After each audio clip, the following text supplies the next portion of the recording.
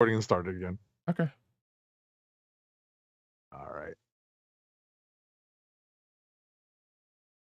There we go. We are now live. Ready?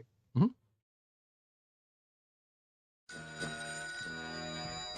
Good evening, Rick. Would you believe it's Dr. Doom? What's on your evil mind? Hold your insulting tongue and mark my words well. How about this rumor that you are really hired, Mr. Stark?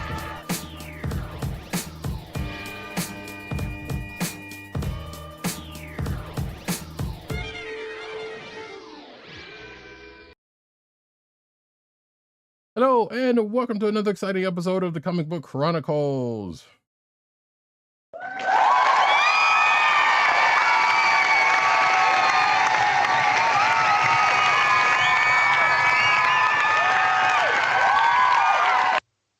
I am your host, Roddykat, and you can find me at Roddykat on Twitter. You can find me at NewsNoteSneed on Twitter. You can find me at CBCaps on Instagram.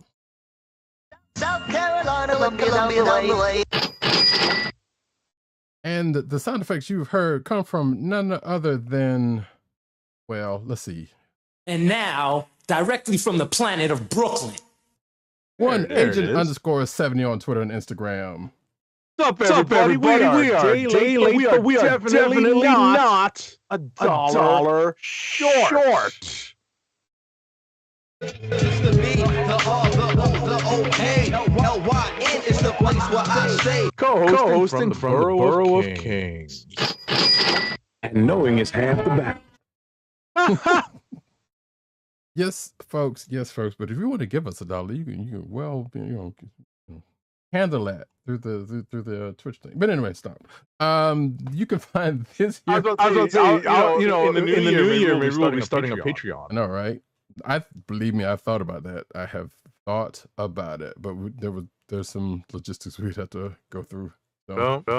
But anyway, more on that at some other time. But for now, you can find this here podcast on the Coastal Podcast Network, the CSPN.us. Do it today. You can also find this here podcast on your podcast personal place of choice, whether it be Google Play, Apple iTunes, aka Apple Podcasts, Spotify, or the Coastal Podcast Network's SoundCloud page. Make sure to hit like and subscribe and to give us all the 5-star reviews. Yeah.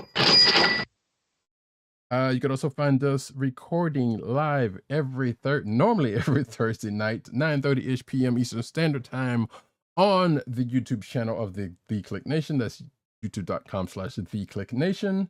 And also twitch.tv/Comic Book Chronicles. Make sure to click like, subscribe, and hit the notification button so that you know when we're on, especially when we have gremlins pop up into the system and we have to come on a day late. Indeed, but in this case, we got a slight, well, I dare say a parallel upgrade, if that makes sense. But nevertheless, we don't need to get into that right now. But what we are going to get into, first off, is a spoiler-free recap of, spoiler-free impressions of the Bad Batch Season 2, Episode 5. Do you have a episode title for this? It's called Entombed. Oh, you mean it's not the Bad Batch in the Last Crusade? It might as well be. It might as well, because we were talking before the show about that also. It was too funny. Right. I mean, at the end of the day, this is not. I guess the second season of the Bad Batch is going in a direction that it should not be unexpected. It should not be a surprise that the Bad Batch is looking to find their own path, aside from dealing with Sid. And ultimately, it is Omega's eagerness that gets them into some hot water. And it definitely felt a little bit like an A-Team episode, which a lot of these things do. But I really love that Echo is very much the voice of fans who are thinking, well, you guys are over 2 when it comes to treasure hunting. I thought it was Tech. Was it Tech? I thought it was Echo. I misremember also. It was one of them too, but I thought it was Tech that said that. So I don't know. Right. But either way, one of them said it, and yeah. And actually, going back to Omega, like getting them into trouble, but also getting them out by some, by being the one who's deciphering the clues and whatnot. So, right. She's definitely the heart of the team, and also, some would argue the strategist in certain ways, or coming into being the strategist. Right, right. She may be this whatchamacallit, oh my goodness, I can't remember his name because I want to call him Bandana. Hunter. Hunter, thank you. Shout out to Wanda Sykes' character calling him Van Damme. No, Bandana, not Van Damme. No, she called him Van Damme. Also, are you serious? Yeah, I thought she maybe. You know what? You might be right because I might have misheard it. But I was about to say, I'm pretty sure that I would have cried laughing if she actually called him Van Damme and he did like the splits or something. I'm like, no, he called her Van. That may have been true. But see, I was in the middle of some tech repair, so maybe that was. I was about to say. But I was like, wait, because I didn't go back and watch it again because I was like, I just sat there and laughed. I was like, really? And I didn't have subtitles on, so I didn't. So Bandana does make sense because I know he's been called that before, but But I could have sworn I heard him say Van Damme. I was like, what? That's funny. Right, so Hunter is the tactician, not the strat. Right, yeah, he's the kind of the leader slash. Right, it's a very subtle difference there. Right.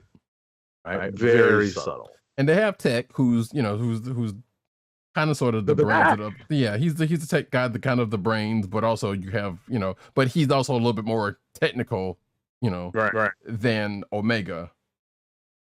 So she kind of fits in a couple of different pockets. Yeah. Agreed. And also being a child, she's like Wrecker because she's precocious to a fault. Exactly. So it was no wonder that she would fit in. But yeah, as you said, that they are definitely trying to find their new path, getting away from the Clone Wars. And it sounds like they might be, possibly. I mean, because I remember Echo saying one time, like, "Yo, we need to be doing something bigger and better." So we don't know whether that means are they, going to be joining the rebellion, or doing something similar in their own way. We don't necessarily know, but it looks like season 2, as you said, is kind of going their way to kind of figure out what that might be. And I guess I'll take this time to also mention, since mentioning Wanda Sykes' character, we were talking before the show, and we were thinking, like, you know what, this would have been a perfect episode for them to introduce Dr. Aphra. But as Agent 70 kind of reminded me, like at this point in the Star Wars timeline, she probably would have been a little on the younger side. That doesn't mean that she couldn't have still, been there or been involved, but she would have been probably close, if not probably just maybe a little older than probably a little bit older than. I was about to say maybe even like young Hera's age. From the first season, possibly. Or because yeah. Which we don't really get a sense of how old, her or Omega is at this point. Right. So, but regardless, like Dr. Aphra would have she wouldn't have been a doctor probably at this point, but they could have introduced her into this for the same shenanigans they ended up getting into. Because if Agent 70's reference didn't give you any clue to what this episode is kind of about, then there is that. So, we named the dog Indiana. Anyway, nice. But yeah, ultimately it was a pretty good episode. I don't think there was anything to the side of it that would that's going to come up anywhere else, or maybe it is, because I guess that one, what they found may end up being something later on. Right. We'll see how that all if we know anything about Filoni's storytelling styles, that he does loop things back around. So yep. Do we know how many episodes are on this season? No, I don't recall seeing. Yeah. So, I mean, I'm not, not trying to wish it the end of anything, but I was like, I'm kind of curious because that would give us a sense of what they could potentially do in the season, especially if they're trying to maybe not get Crosshairs back in the picture. Right. Ultimately, I think Crosshairs going to play a role. Maybe it will not be like a true redemption. Right. But we'll see. Right. We will see. But yeah, but that being said, that was a Bad Batch. Good. It was a good episode. It was fun. And even with the synergy of the properties. That's funny. That's funny. Yeah. Also, one last thing. I've meant to ask you this earlier, H70.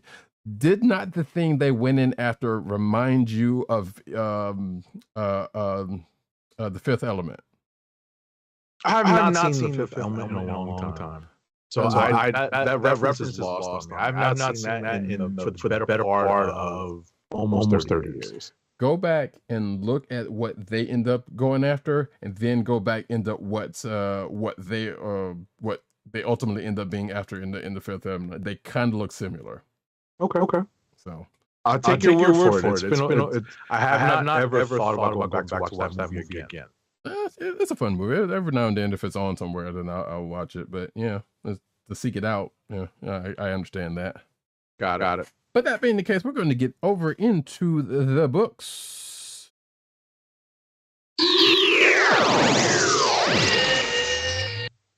And we are going to start off with Amazing Spider-Man number 18. Surprise. We only have a few books in common this weekend. Your very own Agent_7 did not read all that many books. Amazing Spider-Man number 18. Did you say 17? 18.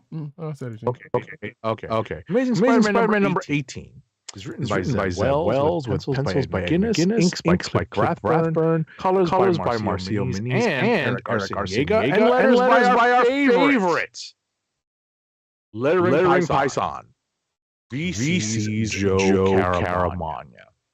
We are in, I believe, the penultimate issue of Dark Web. Am I mistaken? You are not, because I believe the next issue is the Omega, the Omega episode issue. Right. That's what I thought. So finally, Dark Web is about to end. So in this issue, we find that Madeline Pryor is trying to make a tone for her actions in this mess. And Ben Reilly is not. And that basically is what this story boils down to. We also have a little bit of Peter Parker doing his level best to get the hell out of where he is stuck with Joe, with J. Jonah Jameson and Joe Robertson. Mm-hmm. Which happens. So, I mean, that's not, it's not that much of a spoiler. Well, actually, technically, regardless, not to go into far as it, but yeah, they're definitely doing that. And so it goes without saying, because this is an event, you would have definitely had to have read, was it Immortal from last week? Yeah, Immortal X-Men from last week. You gotta look at the crossover. You gotta look at the crossover. I was trying not to look at the books, but gonna have to. But I believe it was Immortal X because it kind of plays off right off after that, going into this.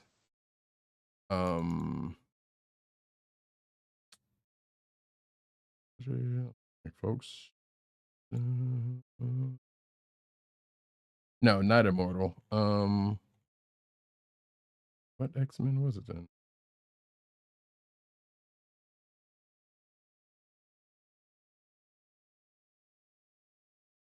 Are you looking it up? Oh, I'm sorry. Dark Web X-Men number 3. There it is. Yeah. I forgot about that because Immortal is a whole different kind of thing, which I finally ended up reading. Which, if you still have that link, by the way, Agent 70 from last week, guys, shoot that off to me. Got to ask link or you said something that made the whole situation make a little bit more sense with Sinister and whatnot. Oh, the article. Yeah. Oh, okay. I thought, did I send it? I'm going to double check. Anyway, but yeah, I was about to say, we can wrap the discussion on Amazing 18. Yeah, it was kind of fun. I mean, it was kind of fun, but Dark Web as a whole still seems to be something that didn't need to happen. I'm still convinced of that. You know what? They were looking for a way to celebrate Inferno, maybe. Sure, and I get that, I get that, but I don't know. It's just that neither of us really care for Ben Reilly. I care for Ben Reilly less now than I ever have in before. So pretty much.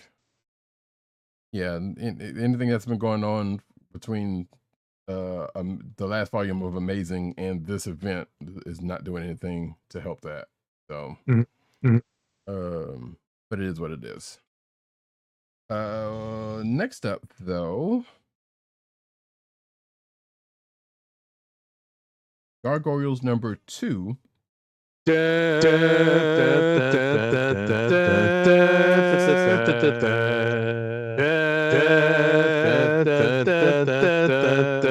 We're not gonna get caught on copyright stuff because I'm singing it. Yeah. But no, you're singing that good, so you might. You never know. It's funny. That's funny. Just because I'm in. But anyway, Gargoyles #2 is written by series creator Greg Weisman. It's illustrated by George Cambadeas. That's a Greek name. It's lettered by Jeff Eckelberry and David Nakayama main cover. I'm just looking at the credit page. I didn't write that down in my notes. Okay, how about that? We're coming right off of the events of the previous issue. If you are not caught up with this is probably it's still okay to jump on right now. I would still recommend that first issue because it does get you up to speed. But if you're just picking this up at random, you could still pretty much follow along. There's still some new reader-friendly aspects to this book that I think are very important. And it helped me kind of refresh my recollection as to what happened in the first issue, and just to get up to speed as to what the stakes are here. And it was kind of nice to see a specific character return that we did not see in that first issue. That this character, and what's great about being a fan of the animated series is that I hear the actors' voices. I'm reading these characters say their dialogue. When I'm reading the word balloons, I hear the actor voices. Right. Especially if I recognize the really well known ones. Right. So the main crew or the core. Yeah, exactly. The primary characters. Yeah, unlike myself, who have probably watched no more than, if that, the first episode of the show and not really much else, probably seen like a bit or two here and there. And I still hadn't actually gone back and watched it. But even though I will do that because I'm very, very... There's some things that have come up between the last couple of issues, like I need to know how in the world any of that came about. Kind of situation. But also, like Agent 70, knowing the voice casts, or some of the folks who show up on the voice cast, like I can kind of hear at the very least one voice, like that's of Goliath, I believe. Right. Because of that, but outside of that, yeah, the rest of them I couldn't tell you too much on. But I know it's a very stacked voice cast for that series. I'm kind of looking forward to kind of going back to it, or going to it rather, not going back to it. Right. To check it out. Right. So from your recollection from, I guess, because I know this is supposed to be quote unquote like season 8. So does this kind of truck with what you? I know it's been a while. I didn't watch the latter parts. I don't recall very well at all. The early stuff is the best stuff. Okay. If I recall correctly, I lost track of it. I guess they were, they were shorter seasons, and they just weren't coming on at least in the syndication that I saw it in. I guess that was another thing, because I know, like I assume like it probably happened up there also, because a lot of stuff got shifted around time wise. So it was like, well, this stuff used to come on here, but now not anymore, or at weird times, or so I can understand that. But otherwise, hey, if you're a fan of the show, I'm pretty sure you will get into this book and another book that we will talk about later in the show. But unless you got something else to talk about in Gargoyles, I guess it's time for the Kliqs. I mean, excuse me, not the Kliqs, for Rapid Fire. Rapid Fire. No, we're going to spin up the minigun because I only have a few, and you have a few. More than a few, that is. Here we go. So, rapid fire time. Rapid fire time. I ain't got time to breathe. I ain't got time to breathe.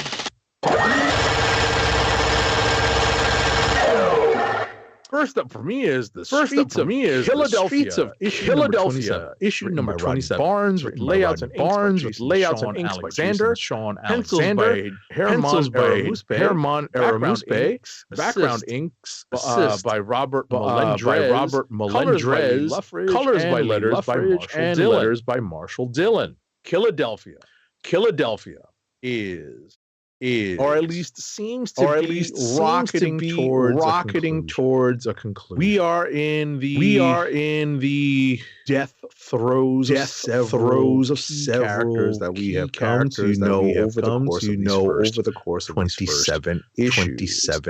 And this issue is more of the same. We have seen characters meet ignominious ends. Basically not. They're in the midst of all out. They're in the midst of all out, and war is rife with casualties. Ultimately, there are no heroic deaths in this type of war. Between the undead, and hunters of the undead, lycanthropes. So. That's essentially what the last current story arc has boiled down. There's not much to talk about.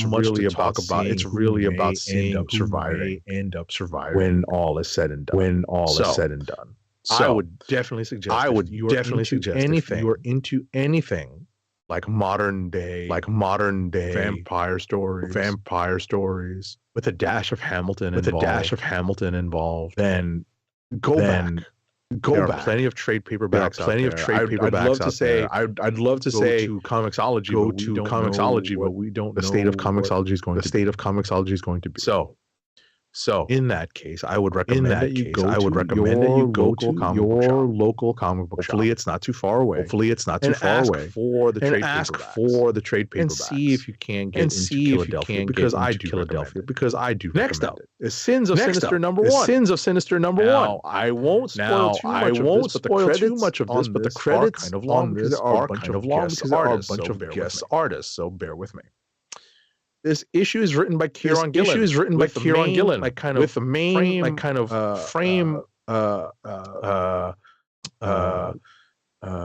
set piece art. Setting up the framework. The art is by Lucas Vernick. There are several guest artists here, folks. Buckle up. First. Jeffrey Shaw, then Marco Juan Jose Rip, then David Baldion, then David Baldion, then Carlos Gomez, Federico Vicentini, David Lopez, then Joshua Cassara, and finally Stefano Caselli art to this book. Colors are by Brian Valenza, and letters are by VC's Clayton. I will not spoil this because this is kind of a dense read, and Roddykat very much intends to read this book within the next several days. Hours. In the broadest strokes possible. This is a story of how a long simmering plot that Mr. Sinister has brewing in the pages of recent, X-Men, the recent storylines, not necessarily going all the way back to Hoxpox, but soon after. And obviously the focus has on Sinister as like a an evil force operating behind the scenes, secret, and obviously going back to the Hellions group. The Hellions group. Was it the Hellions? Yes. Oh, you talking about when he Yeah, with the Hellions, with the Hellions, you knew something was up at that point, right? And I think a lot of this stuff, the seeds for that, the seeds of what was happening, in were planted back then. Were planted. That was X of Swords around that time. Right. So I will say that. Bottom line is it's not exactly it's not what we thought of when we thought of Apocalypse, but it is a twist on that. And I'll leave it at that. Sure, because you kind of figured they were going to. It was like, yeah, people are probably already, just like we were already saying, well, it's just this. So they were going to try to do something to flip it. Right. Ultimately, Sins of Sinister is a really well constructed. It makes me, want to punch out Sinister. I've wanted to punch out Mr. Sinister the better part of 2 years now. Ten of Swords. Ten of Swords. So it's definitely a candidate. It's definitely a candidate for. Finally, for me this week is Thor number 30. It's written by art by Nick Klein, colors by Matt Wilson, and letters by BC's Joseph. So this is Torun Grunback picking up where Donny Cates kind of left off, picking up the baton from Donny Cates. And her style in writing this story, I think, is from what Donny Cates It's a little bit more verbose. It's a little bit more text heavy. But she's put together with Nick Klein really tells a gripping story. I think it holds together much better than what Cates was telling prior to this. I can't explain the difference. It's a very subtle but noticeable difference. And it's good enough to actually make it a candidate for Click of the Week for me as well. So, I would just add that we do finally have a notion as to what Cates was getting at with that alternate reality with Thanos being involved. Okay. But there's still a lot of things come into play. This particular issue ended on a really interesting cliffhanger, and I will leave it at that. What were you going to say? I was just going to say that it's fairly, like, we've read some Torun Grunback stuff with the whole Jane Foster, Valkyrie stuff. And Donny Cates' style we've seen before. I feel like he kind of goes a little more, for lack of a better term, metal. Metal kind of way of writing.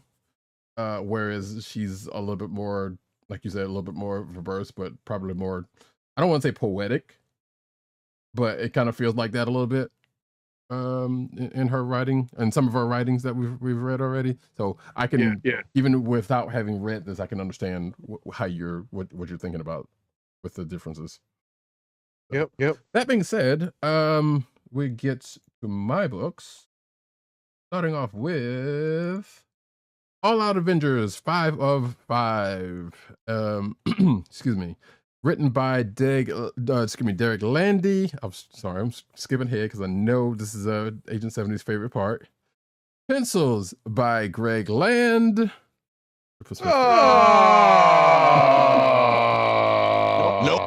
Nope. Why? Oh, I'm dying! Actually, that just reminded me of a couple more sound effects that I picked up that I'm gonna have to put in. But let's see. Inks by Jay Lyston, and colors by Frank Darmada, and letters by, oh dear, did I not get the letters from this? Huh. Pardon me a moment, folks, while I do that now.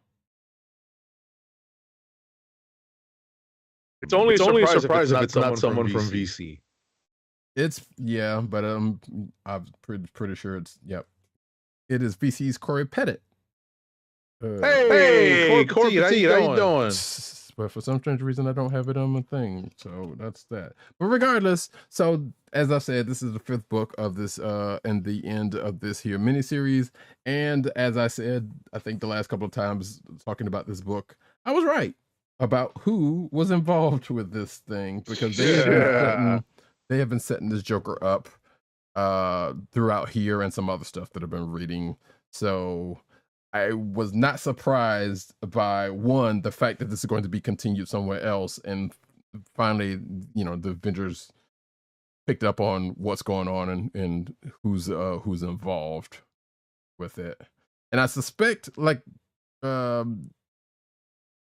told Agent 7 before the show, and this is only speculation on my part, but I'm suspecting that this is probably going to come up at some point in Jed McKay's Avengers run. I just have a sneaking suspicion, because if they're setting up what I'm thinking they're setting up, might not necessarily be another event that this being was involved with, but I think they're probably setting up something similar to it. Now, the issue is that the Avengers that's been kind of coming in and out of it, or not necessarily the Avengers from Aaron's run, may or may not even be the quote unquote. I don't know. This book always felt like it was not in the 616 universe, but that's not necessarily saying it's not, because we've seen those books like those Avengers mech books that were kind of similar. Just picking up some folks, and this was like, it was outside of the continuity type of situation. This one is not that case, because this seems like it is very much going to be in continuity, or at the very least have its own continuity that's kind of sitting on the side. Don't know. We don't know that yet. But regardless, I'm curious to see what's going to happen, what they're trying to set up with this being. But basically, as far as this issue was concerned, it was Spidey versus the Avengers, and it all kind of washed out at the end. Next up for myself. Oh, come on. Don't tell me the thing didn't. What's going on? Just you set some things up, and then they just kind of go away from you, and that's upset. But nevertheless, nice. My soundboard was working as of yesterday, and all of a sudden it just decided to be like, nah, that stuff you already had set up is we're not doing that, because it knew what I was about to do. And that is talking about the new #1 book from Dynamite, that would be Let's Get Dangerous. That's right, folks. I totally forgot about that part. Let's get dangerous. Mm-hmm. Yep. Well, the first part too, but it didn't trigger. That's the part that people would get. But yes, Darkwing Duck #1 from Dynamite, new ongoing, and scripted by Amanda Daybert, with art and colors by Carlo Lauro, and letters by Jeff Eckelberry. So wait, I don't know if you did you say you were going to actually read this or not, or you don't care? I don't plan on it. So go ahead, boil away. Yeah. So, I mean, I am more familiar with Darkwing Duck than I am Gargoyles. I will say that, and I'm sure a lot of people are. So that's not what I'm saying. I don't. I'll say because Darkwing Duck. Pardon my interruption. Go ahead, no, sir. Hold that thought. Darkwing Duck came out well before Gargoyles. That is correct. So that came up even when that's like high school. So we were still in our very formative years. Well, wait, it was, well, I think I might have been in high, because I think it was 87, 88, or 89. Hold on, let me check. I'm sorry. Fact check. Darkwing Duck came out in 92. Excuse me, 91. So I was in freshman year. I was just starting college. So there you go, folks. What year did it come out? 91. Oh, I was already in high school, so yeah. I like I said, I just started. For whatever reason, I thought I was still in engineering school. No, because I get it, because DuckTales was like 87, so that would be that's what it is. And and Darkwing was kind of sort of right after that. So I get that. But that being the case, I don't recall if this is taken up after. I'm not even sure if Darkwing Duck had an actual end episode, because it was a lot of times it was like him and a bunch of one-off, the villain of the week, usually in his rogues gallery type of situation. And this is kind of that case, and because if you're familiar with the show, doesn't necessarily. Well, it kind of sort of introduces, but not really, because it's not like we're getting. I figured this issue kind of feels like, hey, you know who this character is. You probably know who is in his peripheral. His circle. That being Launchpad, that being his daughter Goslin, and her friend. That's probably the only one whose name is escaping me at this point. But all of them kind of come back into play, and then one of his villains, and in this case is Megavolt. If you know that character, who is kind of like the Shocker type, character, or Electric, one of the two, pick and choose which Electric based villain you want to go with, but regardless. So, but the plot here is Darkwing gets a statue from the city, and kind of Megavolts was like kind of crashes the party in a way, and causes some mayhem, and on the side basically helps Darkwing with the decision that he's been dealing with Goslin. So there is that. But it was a fun issue. Like I said, if you like Darkwing Duck, you'll probably like this book. Next up for me, and I know there's a bunch of covers, but forego that for the moment. Star Wars Yoda #3, written by Kevin Scott, art by Nico Leon, color artist Donor Sanchez Almara, and letters by VC's Joe Caramagna. So, after events of last issue, Yoda revisits the people that he had been living with after leaving them at the beginning of this issue, and seemingly to test to see if they've learned anything in the time that he's been away.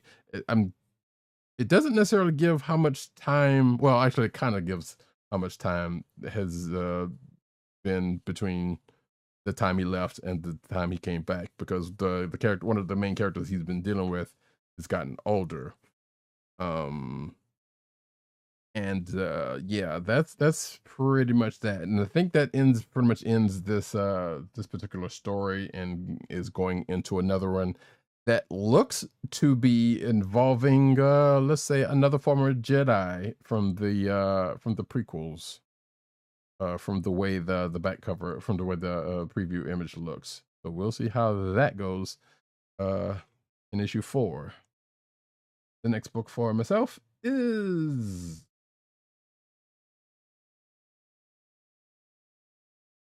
Teenage Mutant Ninja Turtles Saturday Morning Adventures, number 4 of 4. Story by Eric Burnham, art by Tim Laddie, colors by Sarah Myers, and letters by Nathan Wittick. So again, this is the last one of these Saturday Morning Adventure books, or at least the one for the Turtles one. I'm sure they're probably plotting out another one as we speak, or another property. And as a couple of these have done, there is definitely a fourth wall break or two, almost airplane style, which is kind of funny in a couple of ways. But also, I guess it takes the plot, it takes a familiar plot of some would say a classic movie, let's just say. So something happens to Master Splinter, and his body gets invaded. And you've seen this in comic books and other TV shows and others. This is something you've seen before. And stop me if you've heard this one. The Turtles have to shrink down go into his body to fight off what's going on. So, and that is the whole thing of this. and I think there's even a callback to one of the other Saturday Morning Adventures issues. So it was still a fun read, and lots of, like I said, a few jokes here and there, liberally sprinkled in, and a couple of fourth wall breaks, which were kind of funny. I was like, y'all kind of did it again, huh? All right, cool.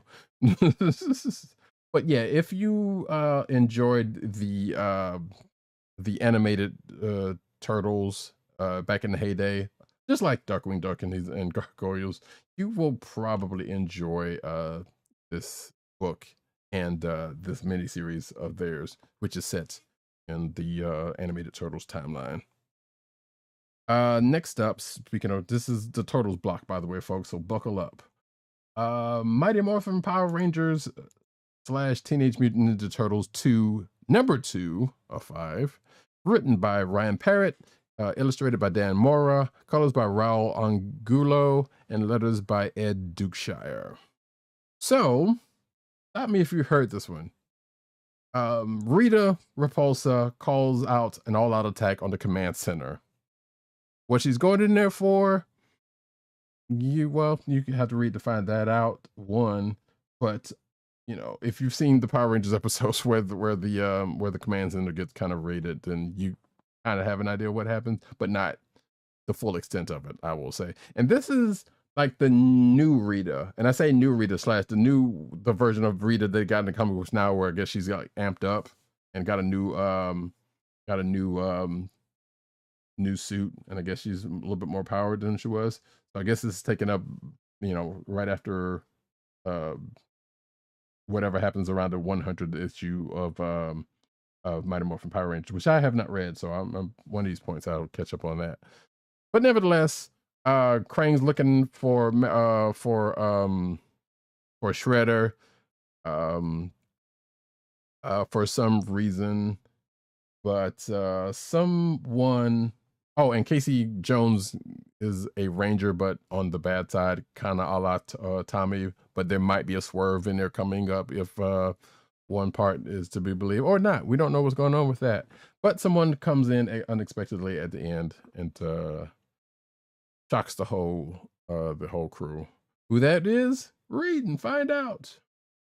And last but not least for me, in books and in the Turtles block, Teenage Mutant Ninja Turtles: The Last Ronin, The Lost Years, number 1. It is written by Kevin Eastman and Tom Waltz, with pencils. Oh, hey Benji, how's it going? Sorry, didn't see your message over there. Hope you're doing well tonight. On the Twitch. What's chat. up, Benji? Over on the Twitch chat. So shout out to you, Benji. But yeah. Written by Kevin Eastman and Tom Waltz, pencils by S.L. Gallant and Ben Bishop, inks by Maria Keene and Ben Bishop, and Splinter's Journal by Kevin Eastman. So, as the name implies, as I was telling Agent 70 before the show, this is in a way taking place in between. Well, this is definitely starting to take place after the events of The Last Ronin, but kind of shifts back in time into a flashback. And I will, without going too far into it for you folks out in the audience, because he wanted to know what was going on, but I won't. I will spare you folks so you can watch, so you can read it yourself. But there's a couple of events, let's just say, going on in a couple of different areas that with the crew that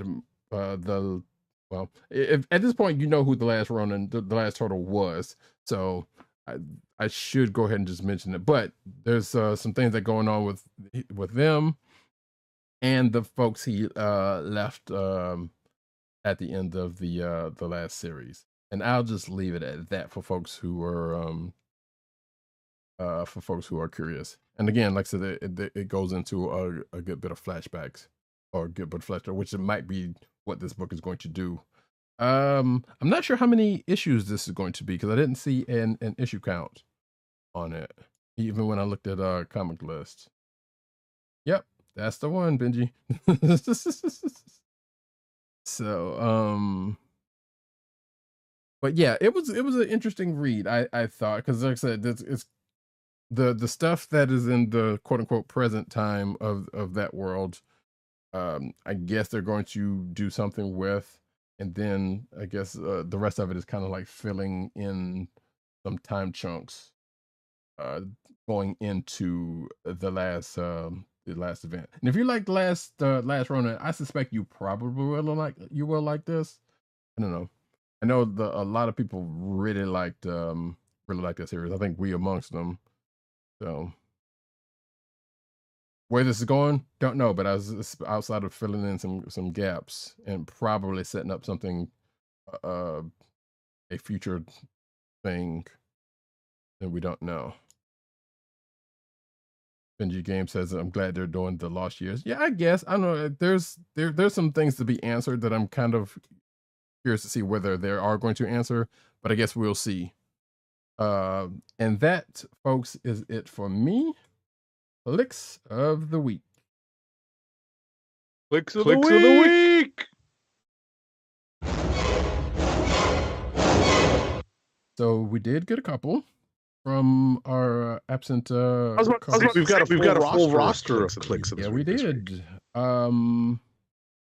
One of which is Sins of Sinister, number 1 from Tim.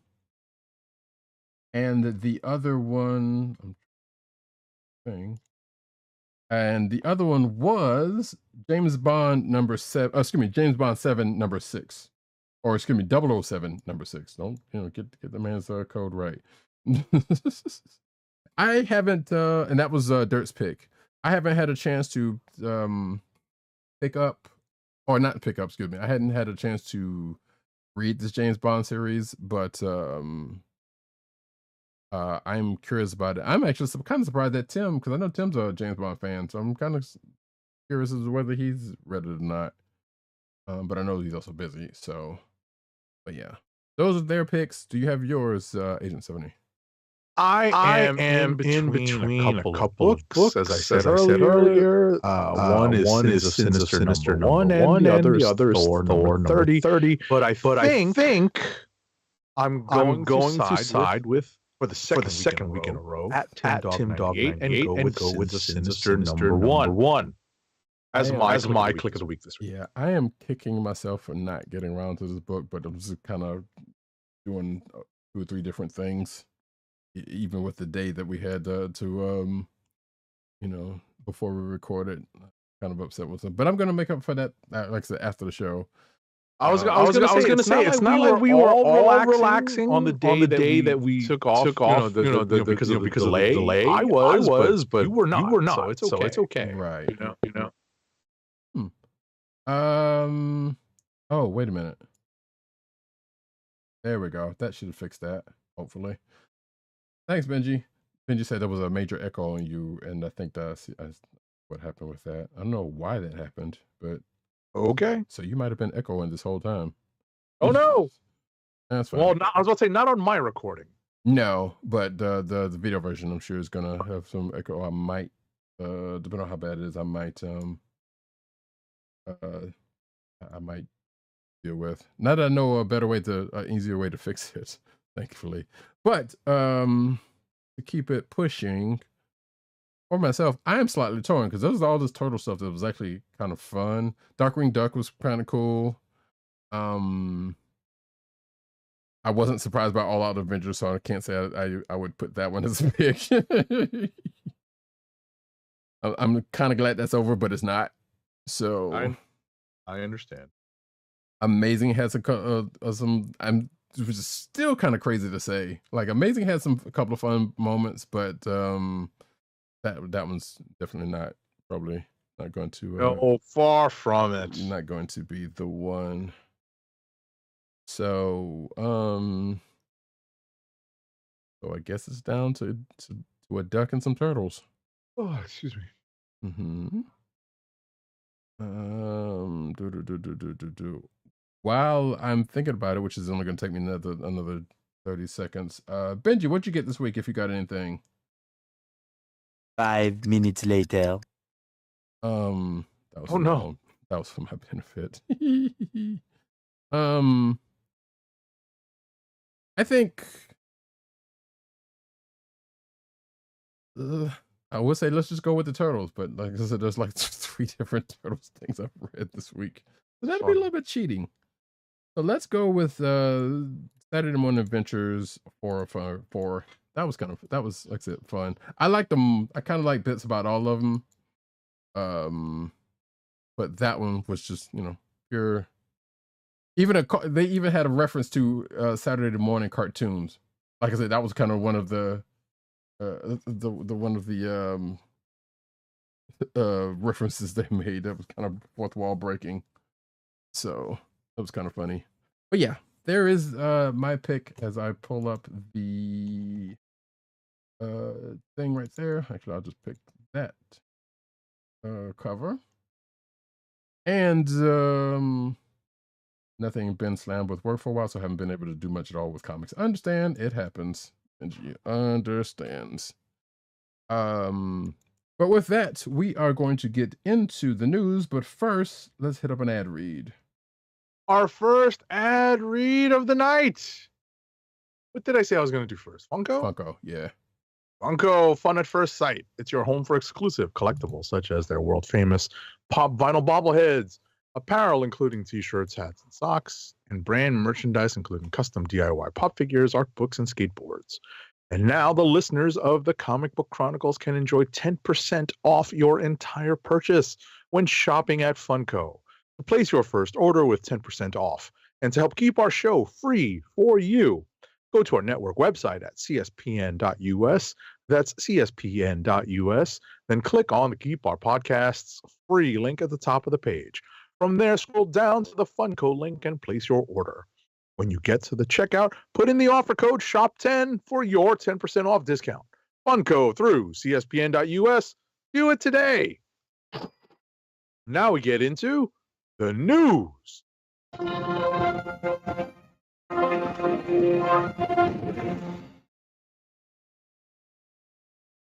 Yeah. Did it again. Yay. And now we get into the what happened. I was about to say Roddykat doing his best Britney Spears impression just now. There we go. That got changed also. Yes, I have Funkos. I don't think Agent 70 does. What? Benji asked if you have any Funkos. I have plenty of Funkos. Do you? I got plenty. Okay. I don't remember you. I was about to say, I've got the... Oh, right, because you got the biggie ones. I got the biggie ones. I've got John Wick. I've got some superhero ones here and there. Yeah. I've got plenty. I have not picked up very many recently, although I'll tell you what I have in my Amazon wish list. Okay. I have the Kid and Play. Yeah.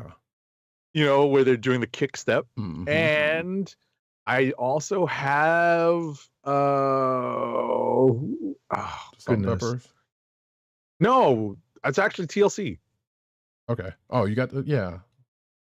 I knew there was already Chili, and Left Eye. Yeah, I meant to buy a set for myself, but I think I may only have Left Eye. And yeah, I got a bunch myself. I don't know how many, but I got a bunch. Yeah, I've got a decent amount. I do not keep them in the box though, folks. Yeah, I do until I have a place to put them. So that is the only difference there. Right. I'd take them out of the box. Yeah. Sorry. I mean, yeah, some of them will be taken out. I am one of those. Yeah, I mean, that's what they're for. Well, I take that back because it depends on if you're a streamer or not. Because I see a lot of streamers with them with a whole display in the back behind them, and they're all boxed up. So exactly. There is that. But nevertheless, folks, cinematic news. First off, enjoy a trailer for the 3rd and final season of the Animaniacs, which I don't have a soundbite for, but no, at least not. Actually, I'm lying. I do actually have. Good night, everybody. I was about to say we have a couple. That was the one I was looking for. Oh, that's comedy. Yep, that was going to be next. I'm like, this is Roddykat stepping all over my corner for sound effects. I'm like, wait a second, we got Animaniac stuff. It is the shared corner. I'm talking about me. I didn't say you. I knew you had yours. Yeah, shared corner, man. Nevertheless, okay. Hulu's dropped the trailer for the third season of Animaniacs. So apparently it's going to be the last season, and it's only going to be 10 episodes, and it's premiering on the same day that Ant-Man and the Wasp comes out officially, which is February 17th. Well, for the normies. Well, yeah, that's what I said officially, but yeah. For the normies. So yeah, if you got Hulu and you've been checking out the Animaniacs, there you go. One more season to go. Yeah, I was going to say, I don't know if I've ever finished that second season. I got through most of it. I don't know if I ever got around to the rest of it. So right. Well, it's like I told you, I never did finish the first one. Yeah. Have to loop back. All right. Next up, DC's Doom Patrol and Titans are ending after 4 seasons on HBO Max. So it's officially the end of that era of DC television. Do you have an article in here about how James Gunn said that the decision was made before he came on? No. Because I did happen to see that online though. Right, I did too, and I think that was in the same article that I saw that was like, yeah, he was supposed to be, he was basically waylaying people's fears about using the characters he's using, or it was around the same time. But no, I didn't put that in the lineup though. Okay. So, but yeah, I mean, look, 4 seasons is a good run for any show. So anybody talking about, boo, it ended too soon, shut up. I mean, they have the right to say it ended too soon, but as you said, they got a decent run out of it if you liked it. If you didn't like it, it went on 4 seasons way too long, which is my opinion. And there's the other side of that token, right? So, Twitch, like I said, let's see, I hadn't watched Doom Patrol. I think I probably watched like the first episode, and I watched like half of the first season of Titans. And the only reason why I was going to come back is because of Anna Diop, but we don't even got to talk about that. I was going to say they did Connor Leslie wrong. They did Donna Troy Wonder Girl wrong. Wrong. So, but yeah, it had a run. It's fine. Whether it stays on HBO Max or not, that's probably another thing. But we don't have that information, I don't think. Regardless, hey, enjoy it while it's still out there. I could have sworn one of them was going 5 seasons, but I guess not. Next up, though, apparently that new Velma show is popular regardless of getting negative reviews. It says here, the popularity spikes by 127% despite overwhelmingly negative reviews. And yeah, I haven't heard too much good about it. I haven't heard a whole lot bad about it outside of, ignorant folks, but that's a whole nother thing. But basically, it looks like there was an analytics that was done, and it said that it had secured the 2nd spot in rankings for most in-demand new shows, placing a bit higher, which I find is hard to believe, than HBO's The Last of Us. Although Last of Us kind of, it's not the same thing. It's, there's a certain audience for that, so I can understand why it would be different. Higher is kind of amusing to me. I don't see how. But again, it says here that the show unexpectedly, according to this article, the series unexpectedly attracted a lot of attention in the US as the demand for the show increased up to 127%. Viewership performance of this week of this article was 37.3 times higher than an average series. Probably because people wanted to see what the hubbub was about and et cetera, et cetera. So, seeing the criticisms already, and people were like, let me see what the heck this is about, because that tends to happen with shows like that. All right. Next up. In a story that Roddykat and I spoke about just before coming on the air, Zachary Levi takes flight in a new Shazam Fury of the Gods trailer. And surprisingly, this is a trailer that neither Roddykat nor myself actually watched. So, you know what? If you're interested in this movie, great. It's cool. I'm glad to see Helen Mirren and Lucy Liu doing some stuff. Ultimately, though, this movie comes into theaters sooner than we think. It hits theaters March 17th. So there's plenty of time for us to watch this trailer and plenty of time for us to not watch this movie and wait for it to possibly hit HBO Max in the future. I was about to say, yeah, there's a less than likely chance we're going to go on movie protocol for this one. Yes, very, very unlikely, no matter how cute the Mary Marvel actress is. Or Darla's superhero, yeah. But anyway, shout out to Making Good. But yeah, I don't know. Like I said, things could change, but I kind of seriously doubt it. Like, and that's not gonna be a movie, but it's just like, okay, yeah, it is what it is. Also, I saw seeing another article out there about this movie. It sounds like this seems to be the end. I can't remember what was the headline. It was like, this seems to be the end of the DCEU, or the old DCEU. I guess is what they were trying to imply, because I guess this is the last one that made it through before they started slashing and burning stuff. So it is what it is. Next up, though. Wait, that's you, right? That's me. Yeah, Disney's big. Like Shazam one. I don't want this one. Disney is. I'm like, wait, how did you just forget? I read the Shazam one, but anyway, go ahead. Because you're trying to avoid this one. Well, there's that, but also I try to avoid Greg Land's. Like I try to avoid Greg Land. Like I try to avoid Power Rangers. I get it. I'm spinning plates here, sir. So things get lost in the shuffle. I get it. But also, trying not to do this. But here we go. Disney's bringing back Tron, which is yay, from the dead, but with Jared Leto starring. That's the downside of this article. Says here that Tron Ares is currently in early talks, but it's apparently not the only Tron thing happening. That's right, because I believe there's another video game Tron that they're trying to get done as well. And I don't think I pulled that article, but nevertheless, I took care of that right now. So cool. Deadline reports that Disney's in early talks with Joachim Roning to direct Tron Ares, which is the third entry in the series. And whoever's writing this article is kind of with me. God help us, star Jared Leto. So, while it may or may not be Morbin time again, and it won't be nobody hunka burning whatever crap he pulled with the Suicide Squad. Oh God, I hated the Joker. Hated it. Anyway, it appears that it's going to be a thing. I'm happy to see more Tron. I don't need him attached to it. But at the same time, it's kind of funny because I think he's trying to run the gambit because he was also in that last Blade Runner movie. So I guess he's trying to make his way around.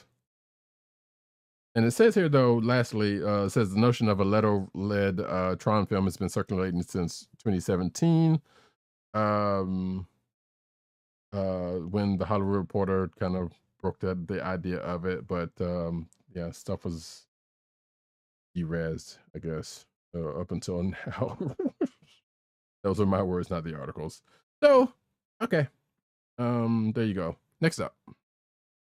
Alrighty, next up, Don Cheadle welcomes, and forgive me, I did not practice this, nor have I looked up how to pronounce this, Zosha Rookmore to the Marvel Cinematic Universe. Captain America New World Order is scheduled to be released next year, and the movie will see Anthony Mackie, Sam Wilson taking on the Cap mantle after the events of the Falcon and the Winter Soldier. The show's writers are working on the script for the new movie.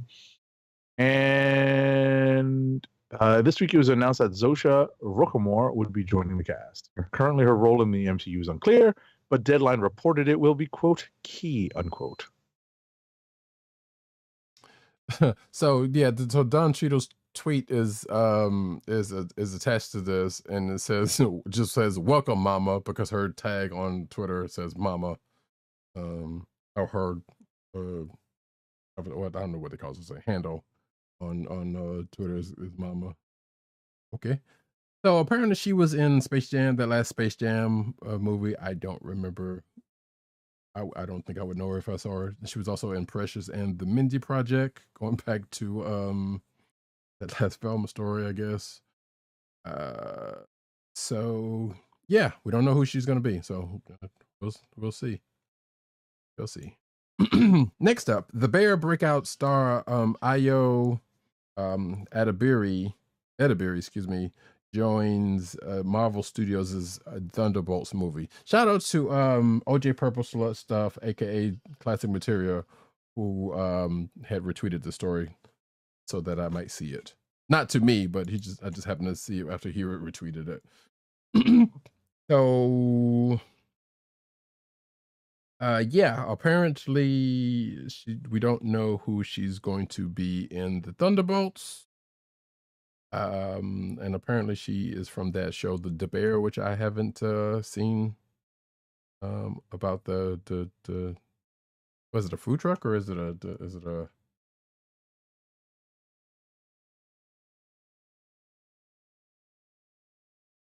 wait, oh, Benji says she is great in The Bear and not is. I'm not sure what that means, but yeah, I guess she's good in there from accounts of this article and people reacting to the tweet of this article. So I don't know who she is because I have not seen that show. So cool.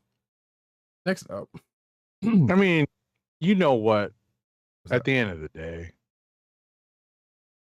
Who? Thank you. I was waiting for that to come. Next up. So, in news that should surprise no one, D-list actor Steven Dorff decides to mock Marvel's Blade reboot. So he did happen to star as supervillain Deacon Frost opposite Wesley Snipes in the original Blade movie, and he is now speaking freely about the MCU. In an interview with Variety, he says, basically, so, we did Blade the best that it could be done, and now how's that PG Blade movie going for you? Marvel can't get a director. So, yeah, he hasn't made a watchable movie in ever. Yeah, part of this kind of reads like, so, okay, they clearly didn't call you, but if I'm not mistaken, this is not the first time he's been kind of talking shit about Marvel movies for a good minute, and I think this article kind of mentions that also.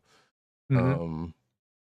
So I feel like years ago we probably had a similar story to this, but okay, it is what it is, man. Like Agent 70 said, co-signed. Next up, though, Marvel fixes Miss Marvel's biggest MCU continuity error. And for when I read this article, they I guess they recolored the Statue of Liberty to be more properly colored, or more properly covered in relation to Spider-Man No Way Home, I should say. So, but yeah, that's pretty much that. And there's shots to go along with it in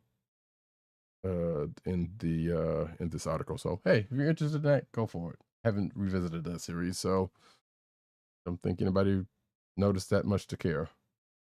And if they have, no one said anything that I remember. It's because we it's such a weird change in No Way Home. That's I think that's the kicker. Yeah, you just don't notice it. So, next up, Daredevil Born Again, the Disney Plus show, has added Arrow writers Jill Blankenship and Grain Godfrey to the team for the Disney Plus show. With filming coming up soon, the project is becoming more real by the second. Yay! Yeah, exactly. I saw this article and I was like, okay, so is Daredevil going to become something else? Something more? Are they going to put him on an island? That's what, because, the Arrow writers, that kind of things that they did during that run. So I was like, okay, what are we doing here? But, it is what it is, one way or the other. Oh, Benji says he's not totally wrong. I'm assuming talking about that Blade, Steven Dorff. And he's not. I mean, so far that is the best Blade movie. So he's not wrong, but he's, loud and sour grapey, I guess. I don't know. A live action Space Ghost movie got written in secret, apparently. So Jason Segel is hoping to... Oh, God. Well, you don't like Jason? All right, so yeah, I was gonna say unpopular opinion. I'm gonna take like multiple shots at Jason Segel. He's okay. That dude is fucking annoying.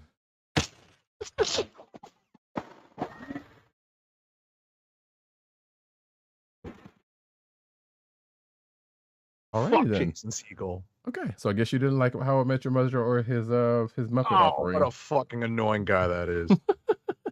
I'm sorry to be so rude and dropping bombs and taking shots and all the expletives, but that dude is annoying. That Giving is still a good episode. Well, they has a couple of good episodes, but God, that guy's annoying. But in this case, apparently, he hopes to bring a live action version of Space Ghost, and he's even written a script for a live action movie for Space Ghost. Go away, Jason Segel. Stop it.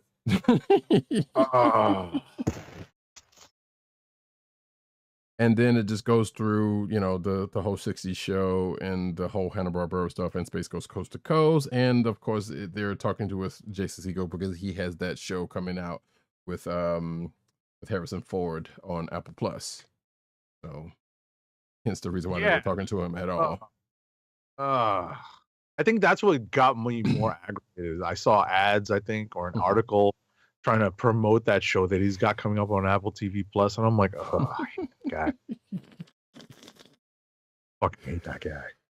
So here's a quote from him. There's a character called Space Ghost who I really loved as a kid. Segel said to Deadline, he was like a 1960s superhero. He was then resurrected on Comedy Central as an ironic talk show host. So I wrote a live action version of that I would love to make. It'll probably never see the light of day. So, count your blessings or... We can only hope. We can only hope. Next up. Amazon Prime Video is reportedly adapting the hit comics Sex Criminals and Bitch Planet for television. Listen, if they do a good job with it the way they have with The Boys, then more power to them. And Kelly Sue DeConnick and Matt Fraction has been shopping this for like years at this point. Right. So, and at the end of the day, I would add that I think Amazon Prime Video, given their penchants for trying to go more adult, is the right place to put this. Probably. Yeah. Especially for Sex Criminals. Which I enjoyed that series. I don't remember if I read. I don't remember. I didn't finish reading it, but I know that I read a chunk of it. Yeah, I think same here. I might not have read that last, probably like the last 5 or 10 issues or something. I know I definitely didn't read the end. So, Bitch Planet, I think I read like 1 or 2, and I don't know. I didn't feel no way about it. I do love me some Kelly DeConnick, but I don't know. I guess I couldn't get into that one. So yeah, here's hoping we'll see that. And I'm actually slightly surprised that this hasn't happened before now. I mean, obviously still in talks and whatnot, but I'm kind of surprised if they had not been talking to Amazon before this. It might have been in the works. We don't know. Yeah, we don't. So, but we'll see how it happens. Stay tuned. Next up. Next up is you. Oh, sorry. Hold on for a second. There we go. Weird. Invincible live action movie, I don't know what happened there, gets promising update from Robert Kirkman. So, yeah, we already talked about the next season of the animated series is coming at some point, possibly this year. But apparently, Kirkman talked to comicbook.com and stressed that there is a film adaptation of the series that is still in the pipeline, although he didn't commit to any substantial new updates on the movie might come. I believe there was also talk about, they kind of reiterated some stuff about any potential for video games in this. So, it says here, and I thought they would have hopefully gotten away from this, but currently Seth Rogen and even Evan Goldberg are still attached to write the Invincible movie. Because similarly to 70s hate of Jason Segel, I'm not too crazy about Seth Rogen. Oh, he sucks too. Fuck him. There you go.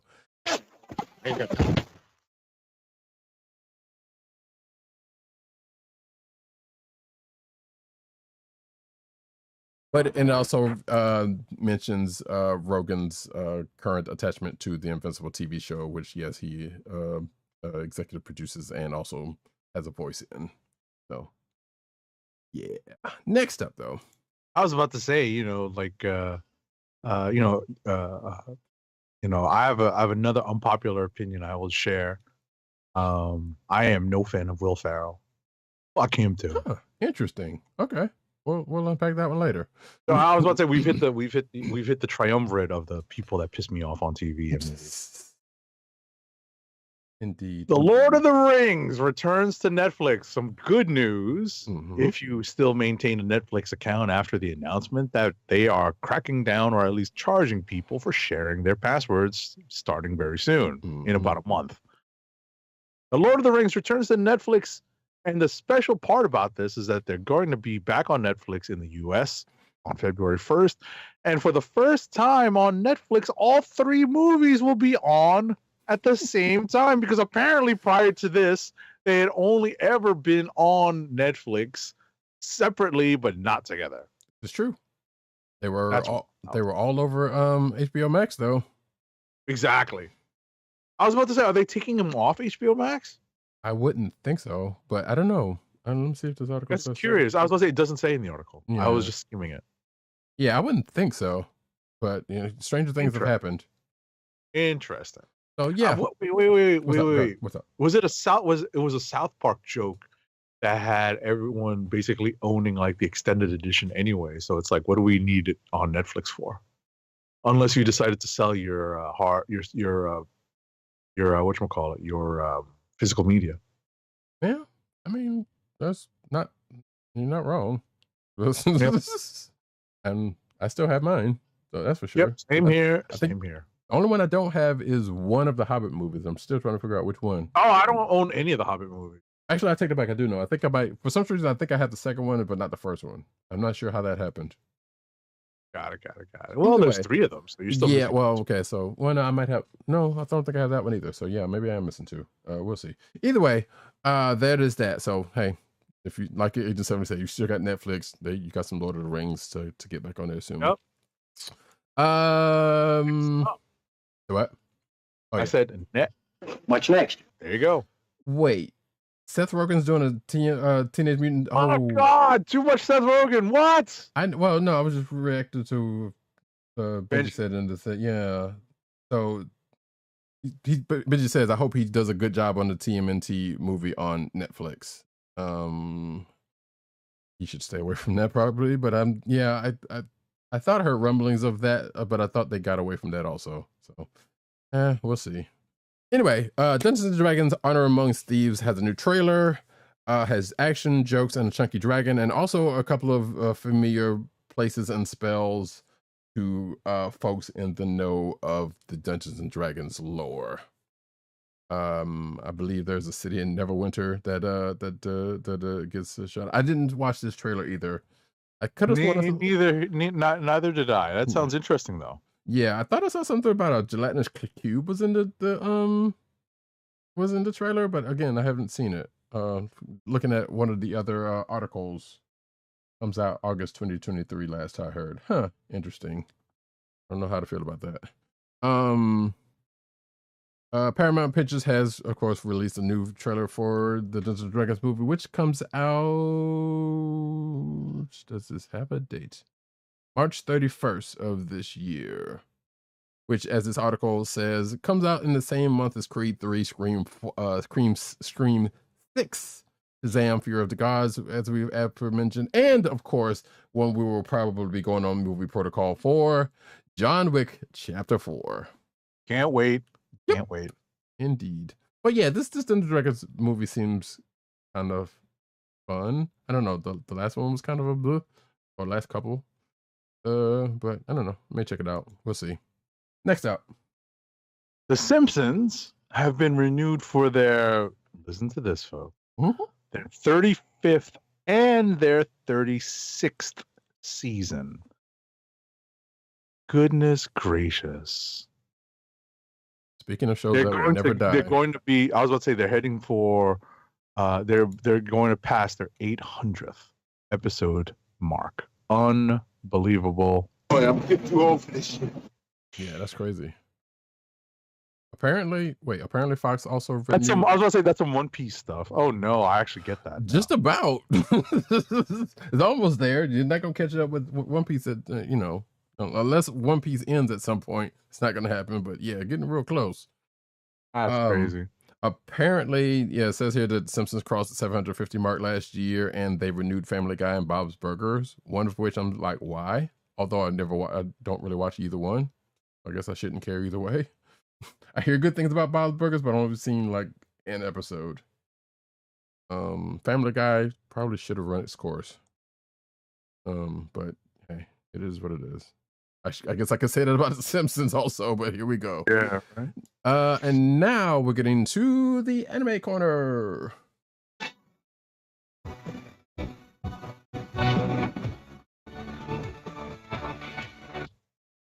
Usually I say anime/manga, but we got a separate thing for that. Crunchyroll debuts Buddy Daddy's Sugar Apple Fairy Tale dubs on Friday, to which I know Agent 70 has fallen asleep and canceled out.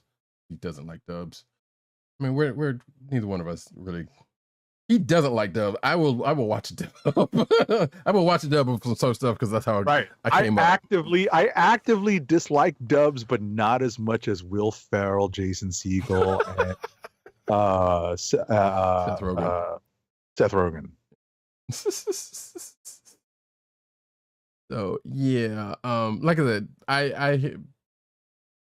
yeah, it must be nice to come into anime when you've had a choice. That's all I can say on that. That's true. So, that is very true. Because we did not. But yeah, Crunchyroll announced on Thursdays that English dubs for Buddy Daddies, which has been actually decent so far. I haven't watched the last episode. And not necessarily like Spy Family, in the least. And Sugar Apple Fairy Tale, which I don't know anything about that one, but nevertheless, and we get some cast for the dubs on this one, which I will not go into. But hey, it's out there if you are into dubs, not sub, or if you're by Titleist or something. I don't know. I'm trying to make up something new. Because Bob Burger is great. My daughter loves it, and then I enjoy it if it's on. Cool. I'm still kind of partial to Archer, but I haven't watched that in a while either. Next up. Crunchyroll has finally unveiled the list of nominees for its annual Anime Awards ceremony. Of the many nominees, Cloverworks' Spy X Family or Spy Family has caught the most attention with 16 nominations in various categories, including Anime of the Year and Best Animation. Other notable nominees include Ranking of Kings' Second Cour at 15 nominations, Netflix's Cyberpunk Edgerunners, the second part of Attack on Titan's final season, and Demon Slayer Kimetsu no Yaiba. Pretty sure which one of those are going to get something. Yep. I have not watched Netflix's Cyberpunk Edgerunners. I have not. Nor have I watched Ranking of Kings. Yeah. I've heard good things about Cyberpunk Edgerunners. Like I know a few people who've watched and really liked it, and leaving off the ones who are slightly hyper about things, it's still good stuff. I was going to say that hey, you still have time to vote, but you don't, because the voting stuff ended on the 25th. So yeah. And I've been seeing it out there on Twitter, and I was like, you know what, I need to get my ass over there and vote on some stuff. But we'll see what happens, because Crunchyroll will reveal the winners at the 2023 Anime Awards on March 4th. So we will probably talk about who won and who should have won then. Excuse me. Next up though, blink. Nier Automata version 1.1a anime is delays episodes 4 and beyond due to COVID. Which you would think we wouldn't still have that to worry about, but yes, we do, folks. So yeah, I have updated my projection to 2026 to be maskless. I'm not feeling too good about that. But it says here that the official website for Nier Automata version 1.1a, which is the anime version based off of the very good game, Nier Automata. Announced on Sunday that the anime's episode 4 and beyond, like I said, has been delayed. It says here that the impact of the increase in COVID infections on its production schedule. Folks, get that bivalent, get shot. Get shots. The bivalent booster. Yeah, that's what I meant to say. Thank you. Well, it is kind of bivalent, but he's right. There's Square Enix describes, well, we're not going into all that, but basically, let's see, it just goes on the cast and other stuff, but yeah, that's kind of bad. That's bad. Because like I said, a lot of anime and such have been hosed up for COVID in the beginning of this. At this late stage, you would hope and think we would have been on the downside of the pandemic, but we are not. Next up, this fall, canine lovers will be treated to an anime adaptation of the slice of life manga Dog Signal, as detailed on Red Bean Anime, and in an official announcement on NHK's Twitter page. Dog Signal will debut this fall, and NHK did discuss the series' plot on its website. They have not yet announced cast or staff information about the anime. Dog Signal is written and drawn by Saya Miyauchi, that is. Miyauchi. Dog Signal launched in Kadokawa's Comic Bridge in July 2018 and is still currently going strong. It draws on his personal experience as a dog trainer. Okay. Yeah. It slightly reminded me of something that I meant to put in, but it's just, well, My Hero Academia showcases Dobby's new look because he's a real elf. And this is spoiler for season 6, which is now streaming everywhere you want it to be streamed. It's okay. I'm up to date. Yeah, just in case anybody is not, but I suspect anybody who's watching My Hero is definitely up to date because I know people are on top of that show. Yeah. So, posted on the official Twitter account of My Hero Academia, the artwork showcases Dobby's showing off his white hair after he finally unveiled his real identity during the show's Paranormal Liberation Front arc. In season 6, episode 11, it goes into what happens there, but I still won't. But if you're watching the video version and well, I was about to say, if you want it not to be spoiled, you might not be wanting to look at the video version if you haven't seen it. But like I said, I'm pretty sure you've been watching it. There's if you're watching the video version, there's what he looks like. All kind of emo-ish looking. Actually, looks like a character I've seen in Naruto. But you know, it is what it is. Next up. Now we're switching over to the manga section. This year's February issue of Shueisha's Ultra Jump magazine revealed a picture and story tease for Hirohiko Araki's The JoJo Land. So this is JoJo's Bizarre Adventure Manga Part 9. And the magazine teases that the story is about a boy who becomes very rich in the subtropical islands. I am wholly unfamiliar with JoJo's Bizarre Adventure, but I know that people like it, Roddykat included.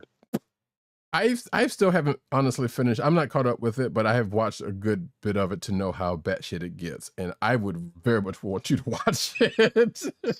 That's all I'm going to say about that. I don't know if you're going to penetrate it. I'm not saying you're not, but I'm just saying it's kind of batshit. So it's kind of hard to get into because of that. But yeah, people who love it, people who love it. So yeah, there we go. More JoJo's. I wish I had a soundbite for that actually. Dragon Ball Super reveals Cell Max's origin. And this is spoilers for the manga. So it says here that I guess this is kind of a spoiler for me also, but whatever. Oh yeah.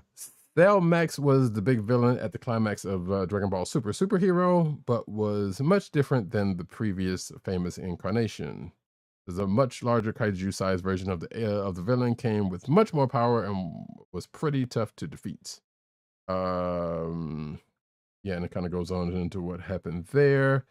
But basically boils down to chapter 89 of Dragon Ball Super picks up shortly after Trunks and Goten managed to take a strange disc from Dr. Hito's lab. And like I said, won't go too far there just in case folks are not caught up on the manga. So, but yeah, basically some things are found, and of course in true Dragon Ball fashion, they're probably going to sit on it for like 12 chapters or something until it comes to a head. Next up, Jujutsu Kaisen flashback highlights Gojo and Megumi's father-son bond. So this is again in the current chapter, in the current run of the manga. So not gonna go too deep into it, but that's interesting. Yeah, they're waiting for the next season to pop off. I was going to mention something about the solo leveling manga because I know there's some new chapters that was put out, but I didn't pull a story for that. But if you are interested in the anime that is coming and are probably reading solo leveling, which I think you might like, folks might like, check it out. It's a pretty good manga from what I've read so far. And I'm looking forward to the anime. But with that, we are going into the comic book section. Alrighty. Well, the whole of justice. Marvel gives Wolverine his own deadly clone. Oh, wait. Did I skip you? Yeah, I think you skipped one. Go ahead, my bad. Go ahead. Ghost Rider and Wolverine unite to become Marvel's Weapons of Vengeance, which is a new crossover from Benjamin Percy and Jeff Shaw. I guess worth noting, April's. I keep thinking May should be out, but it's April. I was about to say we're only in February, so yeah. I know, but I thought April's had already come out, and we were, and May's was coming out, but nevertheless.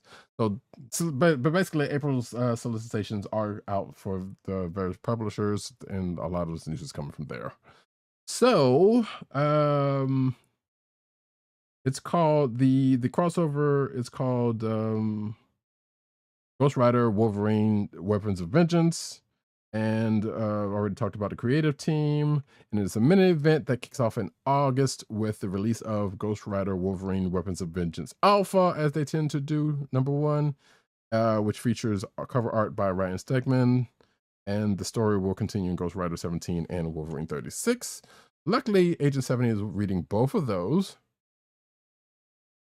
Or at least last I checked. Are you still Wolverine reading and Ghost Rider? Yeah. I mean, I think I missed a couple issues here and there, but I'm keeping up with them. Because I thought you had not bounced off of Wolverine, but I thought you hadn't been reading Wolverine. I had slowed down on Wolverine because they're doing so much of the Beast stuff, like making him, evil Dark Beast or whatever. Right. I gotcha. I've been skimming it, not reading it. Gotcha. Okay. So, and the story is going to conclude in Ghost Rider Wolverine Weapons of Vengeance Omega. Like, again, these things have been doing for some time now. So, if you are a fan of both of those characters, shout out to the Midnight Suns, I guess. Look forward to that. Next up. Solicitation information for April 2023's Wolverine #23 reveals the titular X-Men character is about to find himself grown, mixed up in his own Clone Saga. But if there is another character other than Spider-Man that would have his own Clone Saga, guess what? It's probably Wolverine. I mean, he's got a couple already, so yeah. Exactly. It kind of makes sense. Yeah. So, yeah, I slightly kind of grown on this because, okay, not another Clone Saga. Like, hell, both Spider-Man had one, and now Wolverine. So. Right, but it makes sense, totally. It just does. Yeah, totally. So, like I said, outside of the fact that there's another Clone Saga, but I don't know why do I care? Because I'm not reading Wolverine. But I'm also like, damn, not another Wolverine clone. Nevertheless, yeah. So that's the thing. Did you say when it's coming? April 2023. Issue number 23. Wait, 32. 32, not 23. Oh, wait, no. What is it? Hold on. One of these are wrong because at the top it says 23 and then the article says 32. Oh, that's weird. You I know. was about to say I read one of them as 23. So Yeah, no, it's totally in the article at the top as 23, but the in the article itself it says 32. So hey, guess what? Solicitations will say one way or the other. Marvel's X-Men face the Sins. You know what? I'm going to skip this one because we've already talked about Sins of Sinister. Unless there's something else in here. Nah. No, not really. It's basically so. Yeah, a lot of this in here we talked about basically the books and stuff that Sins of Sinister is going to run through. So yeah, we don't need to talk about that. Next up, I'll get this next one. The Punisher tries to decapitate Captain America with his new superpowers. And this is spoilers from no, it's not spoilers. It's from solicitations coming up. Well, no. In the article, right underneath that, it says it contains spoilers for Punisher number 9. Okay, that's on sale now. Got it. Okay, but this is for Punisher number 11 that's coming out in April. Got it. Right. Got it. So basically, yeah, I think the title pretty much says it off. Punisher tries to kill Steve Rogers. Good luck on how that's going to come out. It says here, if Frank wants to end his war once and for all, he's going to have to fight his way through some familiar faces. So basically, are they basically trying to say it's Punisher versus the Marvel Universe again? Again, that's exactly what was set up at the end of the previous issue. The aforementioned Punisher number 9. Yeah, been there, done that, but we'll see. Next up. Blade's daughter puts her vampire hunting abilities to the test in an exclusive article written by our very own @TimDog98, Timothy Adams. There's a new vampire hunter in the Marvel Universe, and she happens to be the daughter of Blade. Comicbook.com has the exclusive preview of Bloodline, Daughter of Blade number 1 by Danny Lore, Karen S. Darbo, Chris Peter, and VC's Joe Sabino. The preview starts with Brielle, that is Brielle Brooks, the daughter of Blade, and her mother having dinner together at a restaurant, and everything goes south from there. Yeah, I'm actually kind of looking forward to this because we have heard rumblings of Blade's daughter coming for like probably a good 3 or 4 at this point. And I like Danny Lore's writing, so we'll see what happens with that. Probably, I kind of want to have Danny Lore on the show, but we'll see. Marvel Comics reveals new Avengers roster and creative team for 2023, and I'm just going to go ahead and say it before he does. Agent 70 was right. I told you so, and I hate saying it, but I told you so. But truth be told, you didn't necessarily. I mean, I like where you were going with how you got to that point, but none of us knew that was going to be the case because there was evidence against it being the case. Of course. But there was nothing certain until we found out. Right. But I'm kind of happy with this, as I know Agent 70 is, because we are both Jed MacKay fans of his current works. So apparently the creative team is going to be the aforementioned Jed MacKay and artist C.F. Villa, who, as this article says, previously collaborated on Black Cat. So we know it's going to look good as well. And this spins off of if you haven't seen the Timeless number 1 for 2022/23, excuse me, 2023. Although wait, I guess it came out. Either way, it doesn't matter. The most current Timeless, because there's 2 now. One shot. It's going to come off of there, which we knew was going to happen because that book sets up some future things or some things that's supposedly coming in the year. The last one still, as we said in the 500th episode, has some stuff that still, as far as we know, hasn't happened yet. So that's still some interesting bits. But it says here that the new Avengers series will pit a streamlined version of the Avengers against Kang the Conqueror. I wonder why. And the mysterious team known as the Twilight Court. So I'm going to run down I'm going to put up the picture of the cover for Avengers number 1 that shows the roster.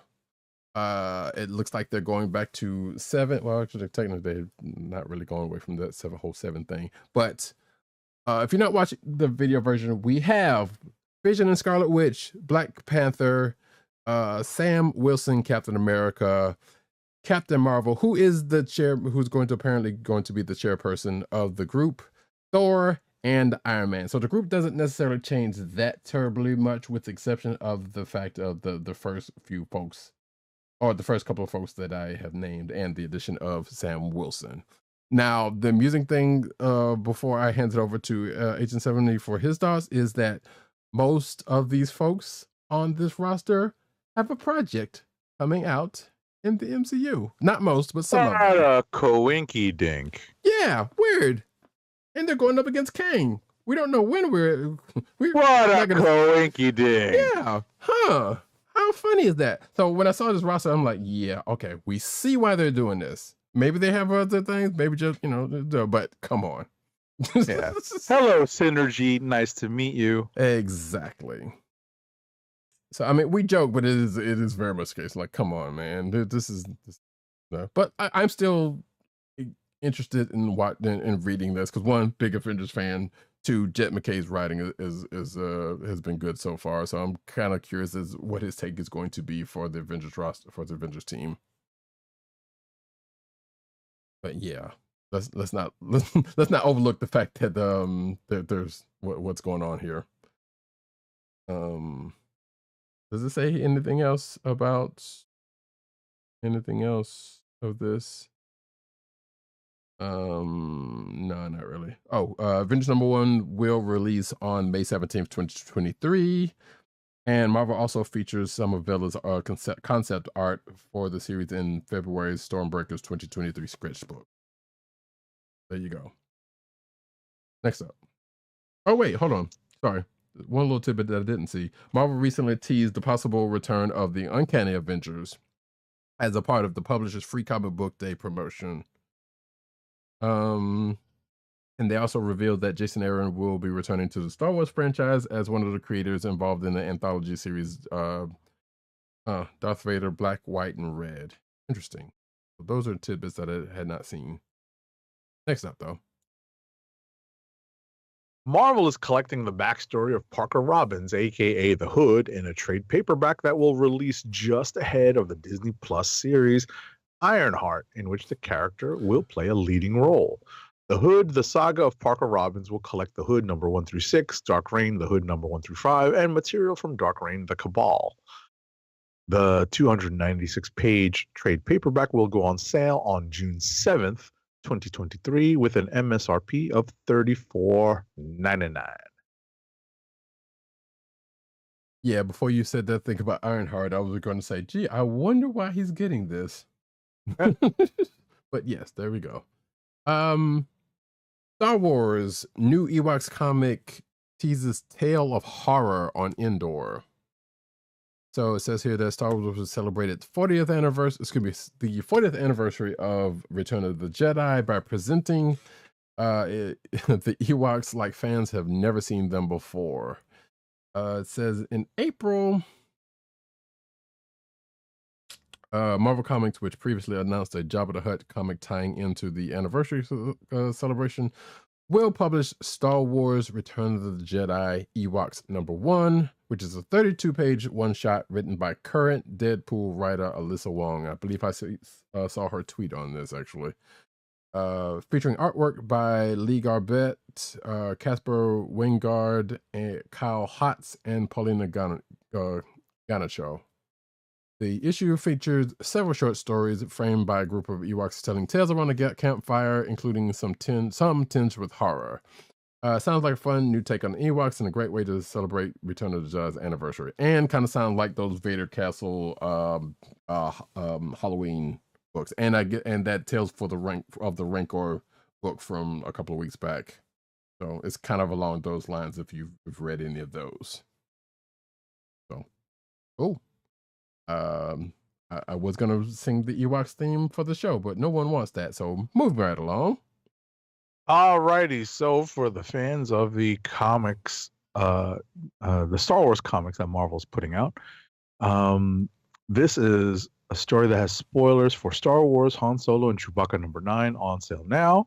And the bottom line is the Star Wars smugglers, Han Solo and Chewbacca, now possess the mind of the galaxy's most dangerous droid ever, another character that was created for Star Wars comics. Yeah, slightly looks like Rom's Space Knight, not gonna lie. Yeah. In this image. I have not I thought, for some strange reason, I thought this Han Solo and Chewbacca series was a mini series. But apparently it's an ongoing, and I would like to catch up on it as the person that's, well, as a lover of Star Wars, but also as the one that reads the Star Wars book around here. Right. Around here. But we'll see how that happens. Speaking of Star Wars, Star Wars Women History Month various covers by Peach Momoko. If you're watching the video version, you can see one preview here on this article. And apparently, when is this going? In March, there's going to be a full list of Star Wars Women's History Month variant covers, of which the characters you can speculate some, but probably don't know anything about the others. Of course, Leia's getting hers. Holdo's getting hers. The rest of these people, Tabe, if you've been reading the current Darth Vader book, is getting one, and a bunch of other people from the comics, which most people probably do not know because they're in the comics, unless they're reading the comics. But there you go. If you did not know where they're from, hey, there you go. There's a nice little link, not link, but showing where you may have seen them from, or where you can see them. So yeah, look out for that in March. Next up, so the video game Marvel's Avengers continues to add new costumes based on the comics, and 2 new designs were made available last week. Players are able to now snag new costumes for both versions of Hawkeye, that is Clint Barton and Kate Bishop. Yeah, I was going to ask you about this one particular costume, because it says here that there's a 90s glory. Granted, there's some, as Agent 70 knows, there's some stuff, a lot of stuff I hadn't read in the 90s. I knew War Machine had a book, but I did not know Hawkeye showed up in it, 1, and 2 had this particular outfit in it.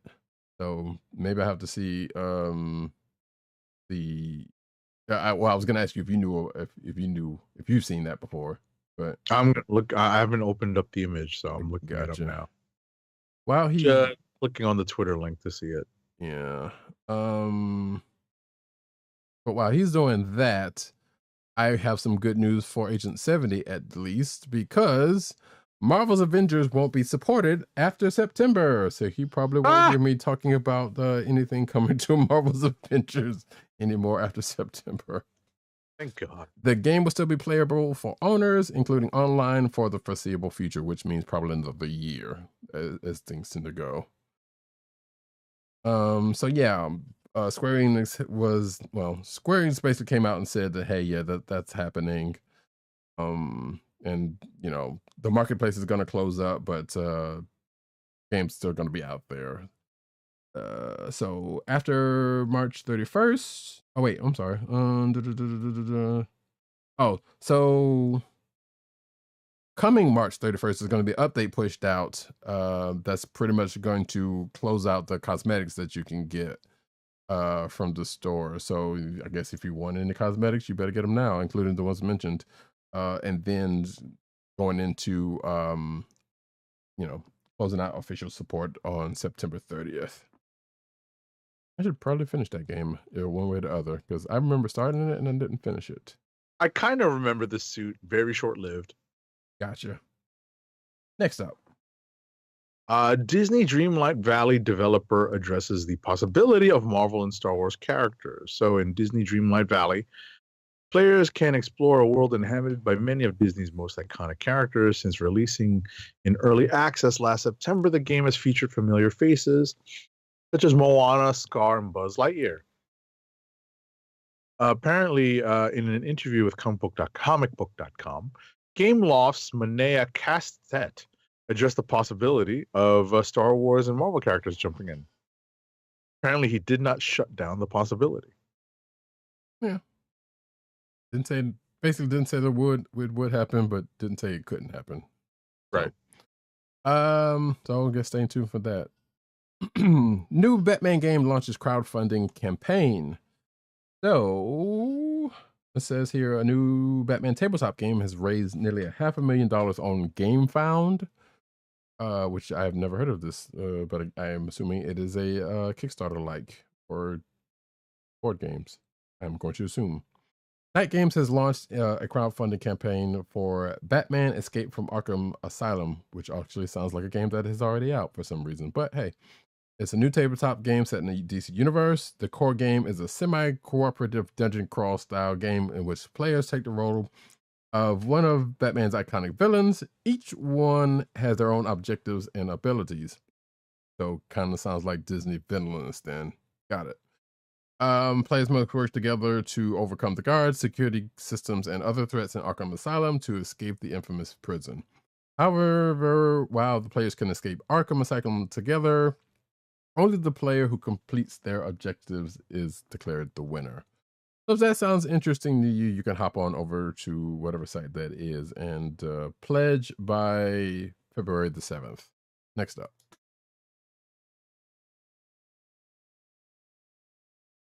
So this is spoilers for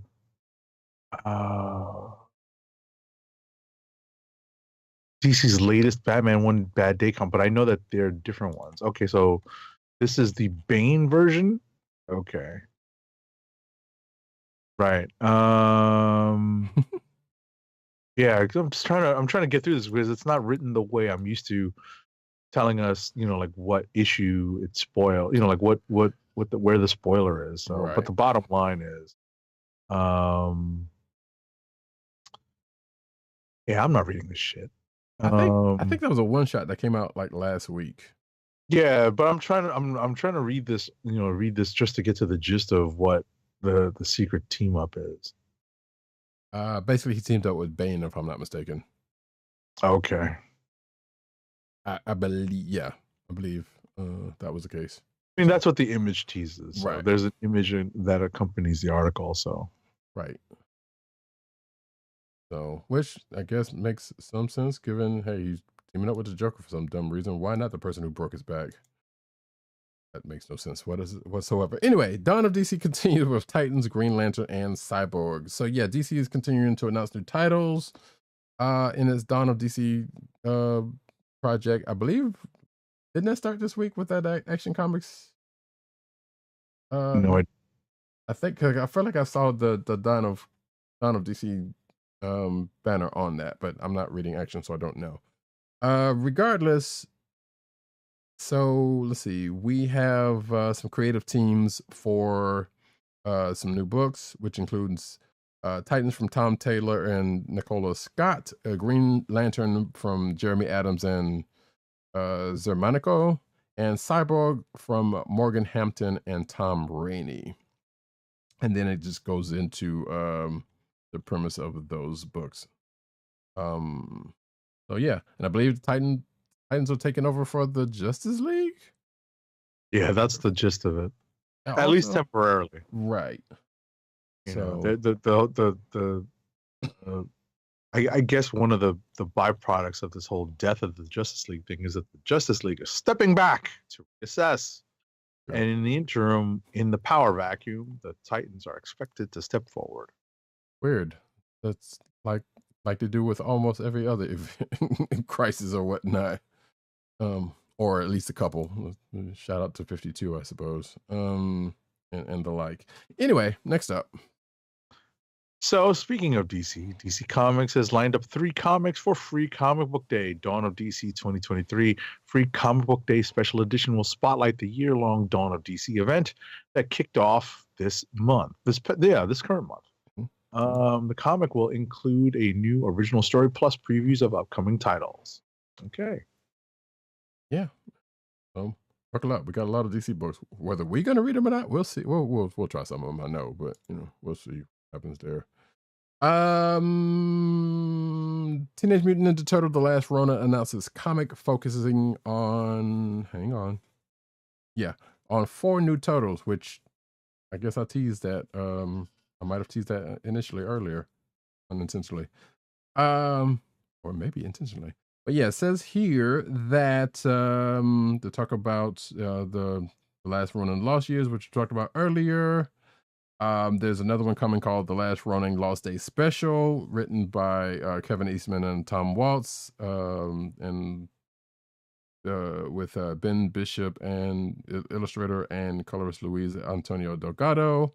And it'll deliver a tale about the 4 new turtles that were teased at the end of the original story. And spoiler alert, in the Lost Years that came out this week. I believe it's those same turtles. So yes, 40 issues. It's going to be this May.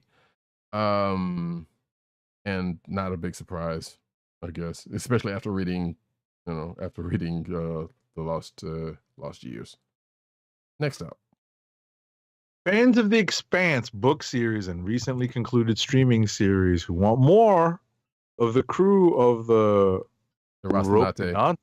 Rocinante? Mm-hmm.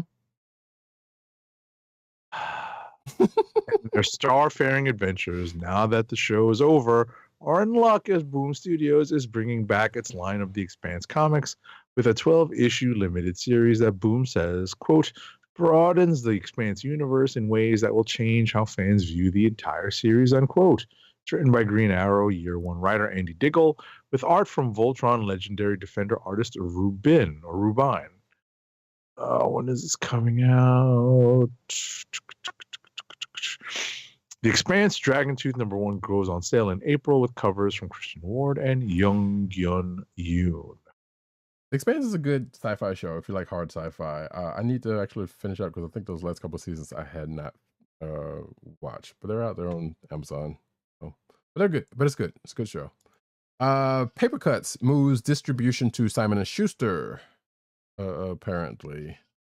So it says here that the children's graphics novel input Paper Cuts is will provide that. Simon & Schuster will provide sales and distribution worldwide for the publisher for the imprint, effectively this month. Actually, previously Paper Cuts books were distributed to the book channel by Macmillan, which is the other textbook manufacturer and publisher. So then it goes into the fact that Paper Cuts was acquired by Mad Cave Studios in August of 2022. I did not know that, but then again, we don't deal with too much Mad Cave Studio stuff. And the move brings it into alignment with the parent company, which signed a distribution deal with Simon & Schuster in April of 2022, which I guess is just now going into effect. Next. The presenting sponsor for Free Comic Book Day 2023 will be TCG Player, the e-commerce platform that began as a marketplace for trading card games and expanded to include comics in October 2022. So, Free Comic Book Day will be held on May 6th, 2023, and over 2,000 comic shops are expected to participate this year. Okay. I did not know that TCG Player had become such a big thing. I didn't either. That's why this article kind of shed some light on some things. But Critical Role, the Mighty Nine get an oversized Dark Horse collection. Fans of Crit Role rejoice, I'm sure.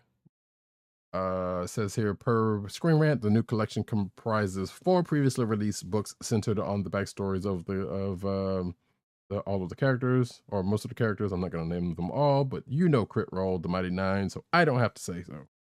The stories feature writers Sam Maggs, Jody Hauser, and Cecil Castellucci, with artists Hunter Severin Bonyan, which sounds like a TNT name itself, Selena Espiritu, William Kirby, and Aaron Angiolino, contributing to the various novels.